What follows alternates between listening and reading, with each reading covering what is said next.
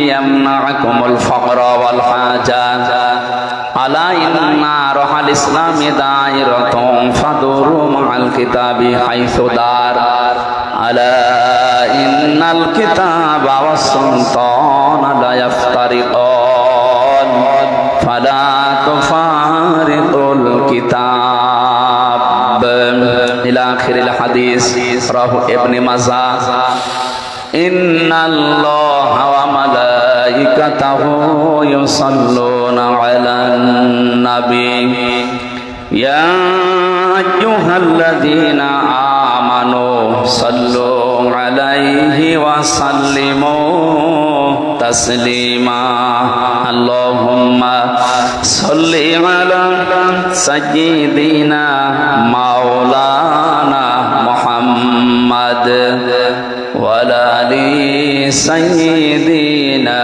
মাওলানা। জীবনে কখনো তুমি মিথ্যা বলনি, তাই তো তোমায় পেতে কাঁদে ধরনি।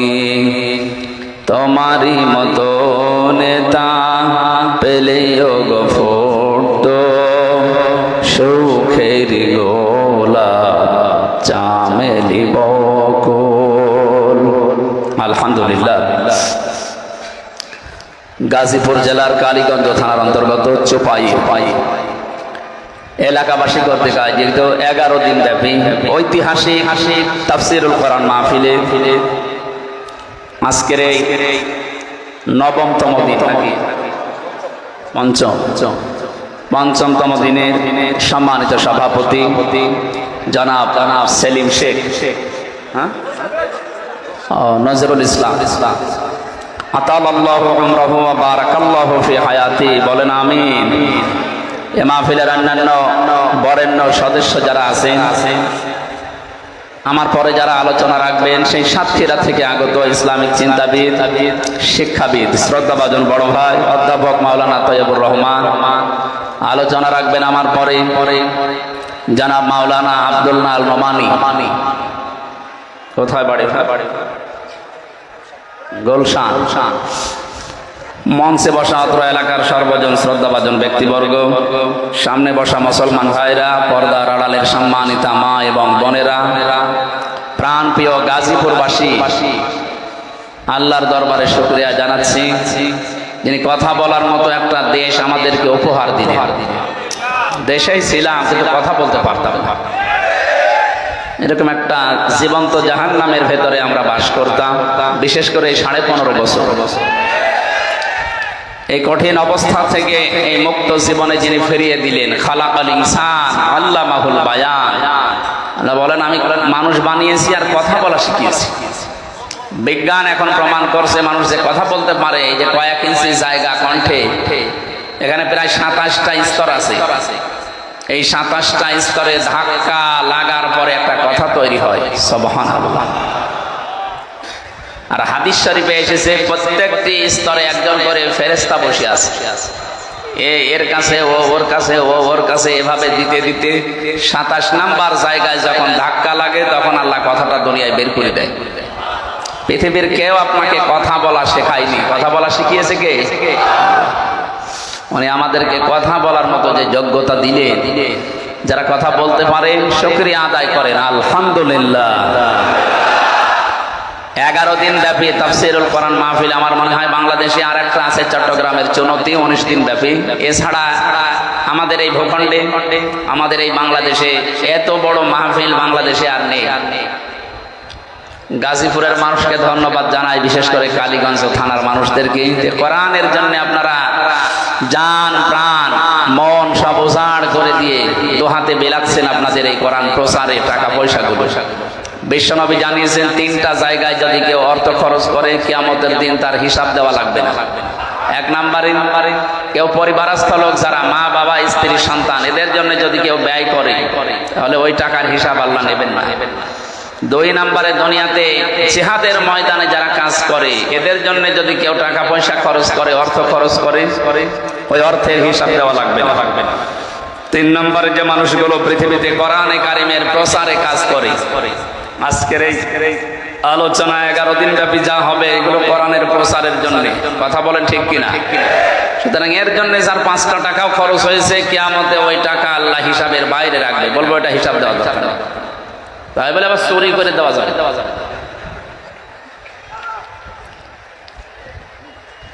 সে এক লোক যাচ্ছিল গরু নিয়ে গভীর রজনীতে, ইমাম সাহেব তাহাজ্জুদের নামাজ পড়তে উঠে দেখে লোকটা গরু নিয়ে আসে। এই বেটাই কোথায় যাস? হুজুর গরু নিয়ে আসলাম চুরি করে। গরু চুরি করে নিয়ে আসতেছে, আবার আমার সাথে বলো কালকে তারা এলান করে। হুজুর এই চুরির জন্য আপনি দায়ী। আমি দায়ী মানে? গত সপ্তাহে জমার দিন যেভাবে আলোচনা করলি যে কোরবানি দিলে পশমে পশমে সওয়াব হয়, আমি তো গরিব মানুষ, টাকা পাবো কোথায়? মামার বাড়ি থেকে গরু চুরি করে নিয়ে আসতেছি, সকালে কোরবানি দেবো। ইমাম সাহেব ধমক দিয়ে বলে, বেটা আরে কোরবানি দিলে তো গোনা হবে চুরি করা গরু। আমি জানি, আপনি যে হাদিস বললেন প্রতিটি পশমে সওয়াব হবে একটা একটা করে, চুরি করলে গোনা কতই হবে, যাই হোক প্রত্যেক পশমে পশমে সওয়াব, গোনার সওয়াব কাটাকাটি হয়ে যাবে, মাঝখানে গোশতগুলো আমার পাও। যাদের নির্ভেজাল অর্থ এই পৃথিবীতে সবচাইতে উত্তম বন্ধু আল্লাহর জন্য তারা তলাবু কাসবিল হালালি ফারিদাতুম বাদাল ফারিদা, নির্ধারিত ফরজ আদায় করার পরে যারা হালাল রুজি উপার্জনের জন্য কষ্ট করে, চেষ্টা করে, এইটাও আরেকটা ফরজ। এটা কি? দুঃখজনক হলেও সত্য, বাংলাদেশটা যে পর্যায়ে আছে, কিছু অসাধু ব্যবসায়ী সিন্ডিকেট করে বিভিন্ন জিনিসের দাম মাঝে মাঝে বাড়িয়ে দিচ্ছে। সিন্ডিকেট করে যারা জিনিসের দাম বাড়িয়ে দেন, আপনি আল্লাহর কাছে জালেম। বলেন বলেন বলেন, এই জুলুম যারা করছেন আপনার এই সিন্ডিকেটের মাধ্যমে হয়তো অর্থ সম্পদ কামাই হচ্ছে, আমরা জানি। আপনার এই টাকা আপনার বউ, আপনার ছেলে মেয়ে খরচ করার জন্য, ভোগ করার জন্য তারা দুই পায়ে খাড়া হয়ে দাঁড়িয়ে আছে, এটাও আমরা জানি। কিন্তু এর দ্বারা যে গোনা হয়ে যাচ্ছে, এই অপরাধ, এই গোনা, এই পাপ একটাও আপনার সন্তান, স্ত্রী কেউ বহন করতে রাজি না।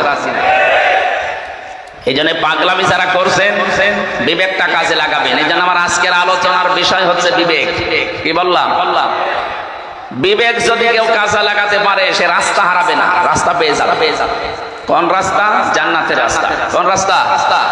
আমরা ওই রাস্তায় যেতে চাই, এই জন্যই তো এত বড় আয়োজনে আঞ্জাম দিয়েছে এলাকার মানুষেরা।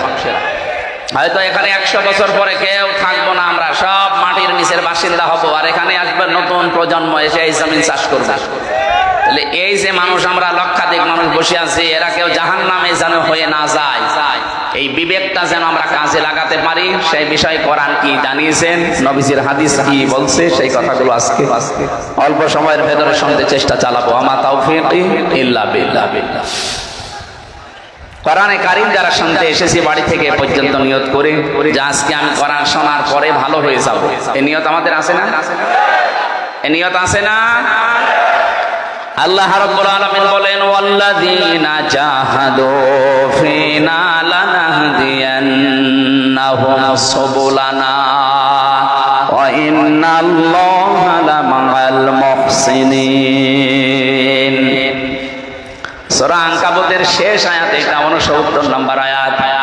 রব্বুল আলামিন বলেন, এই পৃথিবীতে কেউ যদি আল্লাহকে পাবার জন্য রাস্তা অবলম্বন করে, ওই মানুষকে আল্লাহ হেদায়েত দেওয়ার জন্য হাজারো রাস্তা খুলে দেয়। সাবিল বহু বচন, আল্লাহ এক বচন দেয়নি, সবল দিয়েছেন বহু বচন। হেদায়েত দেওয়ার জন্য যত রাস্তা লাগে আমি আল্লাহ সব তার সামনে উন্মুক্ত করে ধরবো, ও যে কোনো একটা রাস্তায় আসবে। হয়তো নামাজের দিকে, যাকাতের দিকে, ভালো ভালো কাজের দিকে, কোরআনে কারীম বোঝার দিকে আমি আল্লাহ তাকে বারবার আকৃষ্ট করব। মাইয়ুরিদিল্লাহু খায়রান ইউফাক্কিহু ফিদ্দীন, যাকে আল্লাহ কল্যাণ দিতে চান তাকে কোরআনের জ্ঞান দান করেন। আজকে এই ময়দানে হাজারো ব্যস্ততা আমাদের আছে, সব বাদ দিয়ে যিনি নিয়ে আসলেন কোরআনের একটা আয়াত বোঝার জন্য, নবীর এই হাদিস অনুযায়ী আমরা বিশ্বাস করতে পারি অবশ্যই আল্লাহ আমাদেরকে ভালোবেসেছেন। কথা বলেন না কেন? হাজারো মানুষ আমাদের মতো ছিল, সবাইকে আল্লাহ আসতে দেয়নি। অন্তত যারা এসেছে এই নিয়ত নিয়ে, এই নিয়ত আমাদের আছে কিনা আমি জানি না, যে আমরা আজকে ভালো হয়ে যাব। আছে না? না লোক দেখানোর জন্য এসেছেন? আল্লাহ পাক তাদের জন্য একটা উত্তম ফায়সালা দিচ্ছেন, ইল্লা মান তাবা ওয়া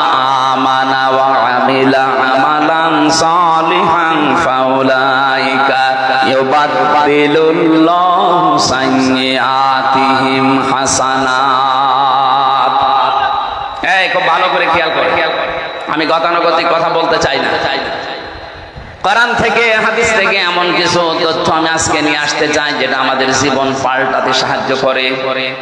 আল্লাহ বলেন, যে ব্যক্তি ঈমান আনার পরে তাওবা করার নিয়ত করে, আমি আল্লাহ তার পেছনের অপরাধগুলো শুধু মাফ করে দেই না, ওই জায়গাটা মাফ করার পরে ফাঁকা করে ওখানে নেকি দিয়ে ভরাট করে দেই।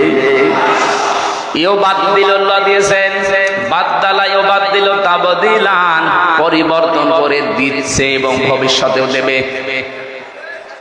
একটু খেয়াল করেন তো, প্রথম শব্দটা ইল্লা মান তাবা। এই কি এখানে সমস্যা কি? হ্যাঁ, আপনার সমস্যা কি? বসুন, কোন দাঁড়িয়ে আসুন, কোন দাঁড়িয়ে। যারা ওয়াজ দেয় এদের দোয়ার শোনা লাগে না নাকি? আবার কথা বলেন, কোন কারণ? বসেন বসেন। এই কালো গেঞ্জিটা ধরুন তো, কি সমস্যা আপনার? তাড়াতাড়ি বসেন, একবার উঠবেন না, 1 ঘন্টা বসেন, বসেন। 1-1.5 ঘন্টা কথা শোনার পরে একটা কথারও জবাব দিতে পারে না, বেকার বেকার আসে। মনে হয় বান্ধব এসেছ না? আবার এখানে দাঁড়িয়ে আছেন কোন কারণে? হয় বসেন, বাড়ি চলে যান।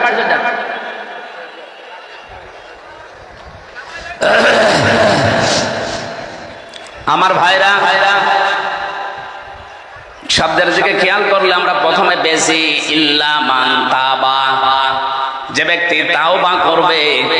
তাওবা কি?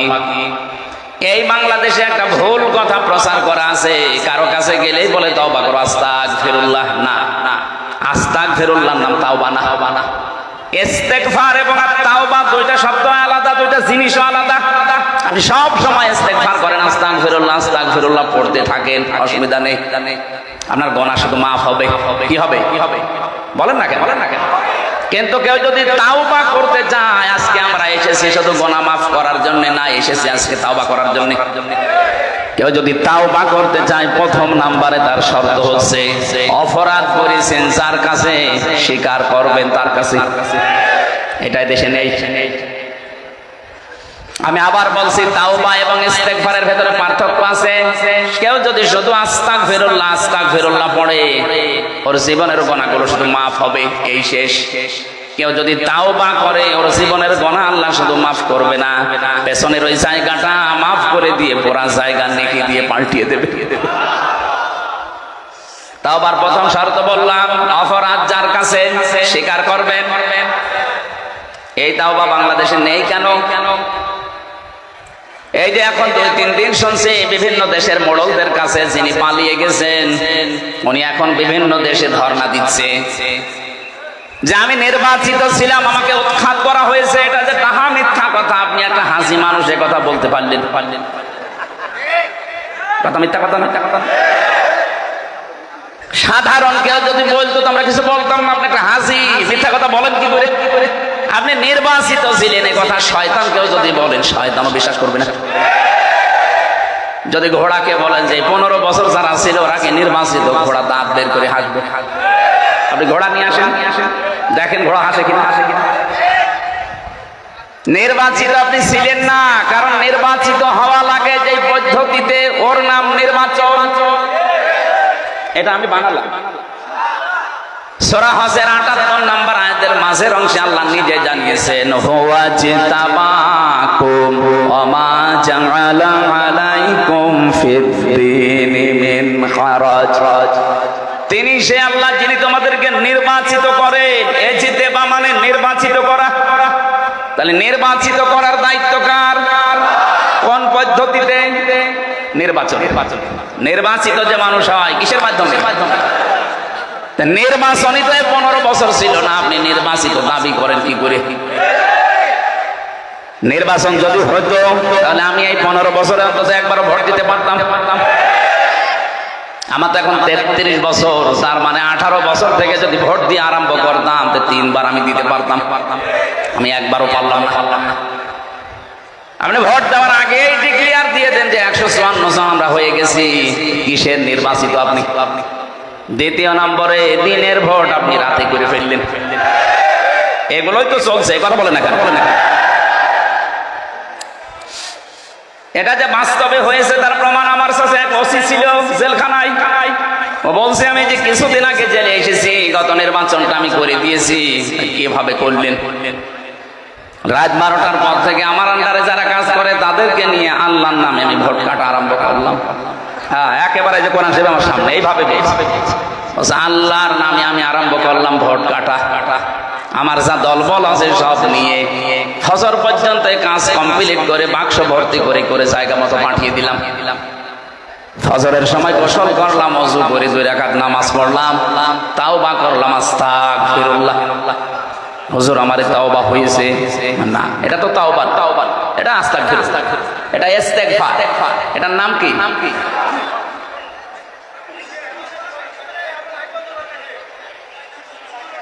এই লাইট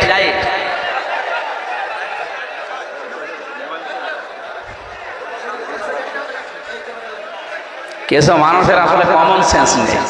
আমি একটা গুরুত্বপূর্ণ বিষয়ে প্রবেশ করছি, আর ওখানে লাইট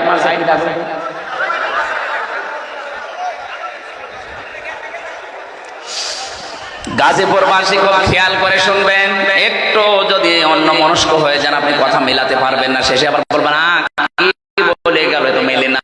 সব মিলবে। এই যে ওনার যে তাওবাটা আমার কাছে স্বীকার করলেন জেলখানার ওই কন্ডেম সেলের ভেতরে, এটা ডাহা মিথ্যা কথা।